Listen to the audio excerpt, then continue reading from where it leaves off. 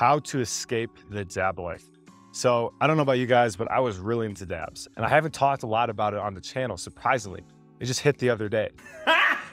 Wow, I've been talking about weed, but I haven't been talking about concentrates. So first off, welcome to the channel if you're new. And second, on this channel, we talk about quitting THC. So with dabs anyway, that's really how I got messed up, man. Like, I'm not gonna lie. It's not the dab's fault. I chose to do it. I chose to ingest it regularly. With dabs though, it was such high concentrated THC that I built such a tolerance to marijuana itself, just flower, just bud, that the only way I could get even a little high was off concentrates. And once that stopped working, that's when I knew I was in trouble, because I was in a place where I couldn't go to a dispensary. I could only get what my dealer brought me. I mean, I'm pretty sure it was low shelf dabs. It wasn't like the best of the best out there. Obviously, there's stuff that you can get to like, what, 98% THC, which is crazy. Luckily, I didn't get into that. And so quitting dabs was a process. It took time.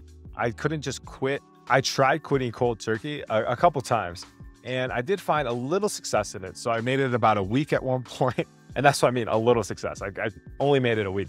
And the withdrawals were just brutal. Before, when I was just smoking flower, I remember I just didn't really have much of a problem with weed. It was just a part of my life. But once I started incorporating dabs into the game, for me, it came from a little pen. That's how it began. And then next thing I knew, I had a rig, I had different nails, and I had the blowtorches and all that stuff, and I was just getting ripped. I had to wean off slowly. And I've talked about this before, the slow and steady method. This was really important for me in quitting THC, quitting dabs. And I didn't really know I was doing it. And that's the interesting thing. I knew that dabs were kind of interfering with my life. I knew I couldn't keep smoking them anymore. One, the financial part of it, they were expensive. Two, I was getting to the point where I could go through 1 gram, 2 grams a day, and no problem. And three, I got into some trouble financially and almost legally with selling weed. I was selling concentrates, selling dabs, selling flower, and I got robbed a good amount of money. And I realized, okay, I have to change my life starting today. How do I begin? Because I can't just quit cold turkey where I was. Some people can. If you're one of those people out there that can just quit, hey, props to you, man. I was not one of those people. I knew that it was going to be a few month process. I didn't even want to quit. I just knew that I had to start doing something. It was almost instinctual. I was just like, this is what I have to do. I have to cut back. I have to cut back on this because this is really kind of messing up my life. So the first thing I did was I obviously stopped using dabs. So instead of taking, I don't know, 30 dabs a day, I dropped it to 15, which was a lot. And what I started doing was I incorporated flower into the process. Now, flower was very helpful because I wouldn't get as high. I could still function, and it was starting to train my discipline. Like, hey, you're not taking dabs today. You're just going to do flower. And then there was a step actually in between the flower and the dabs, and those were CBD dabs. So if you guys are in a place where marijuana is legal, they have CBD dabs, which is, you still get high, but it's a very different high. It's not like the CBD you get in like a non-legal state or like at a classic head shop where it's pretty nasty. Like, this stuff was really good. It tasted good.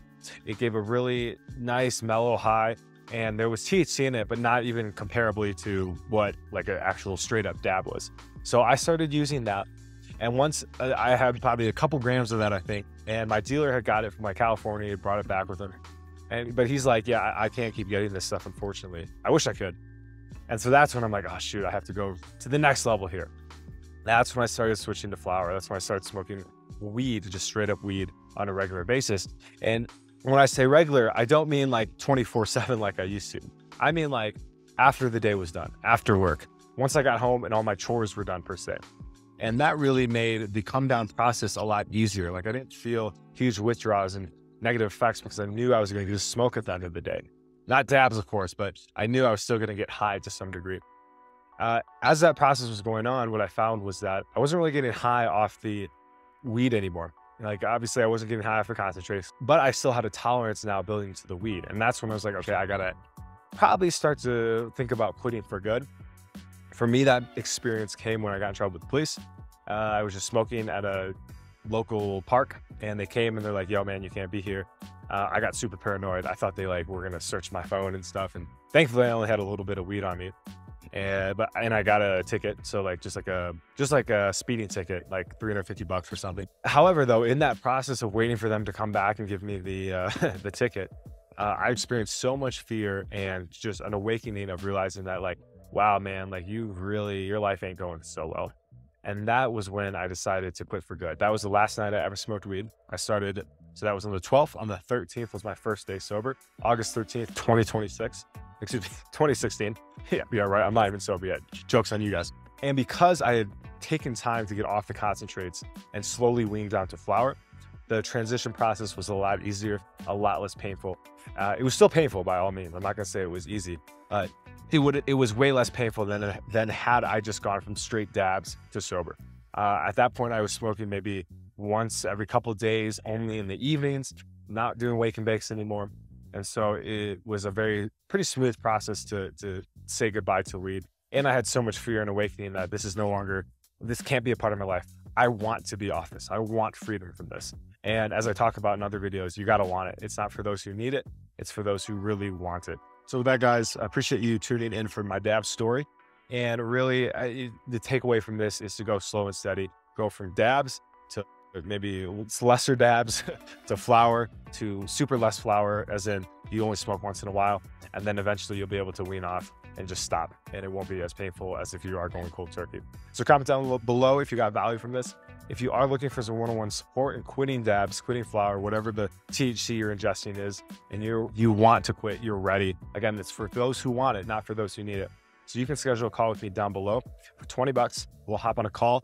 I'll figure out where you are in your journey and what can be of best service to you in assisting your process. Really, I'm here for accountability to, in a sense, guide you through your process so you're not going through it alone. That you know I'm here with you for it, and that you know that you're working with someone who's gone through the process as well. So if I can do it, you can definitely do it. So that, guys, talk to you in the next one. Peace.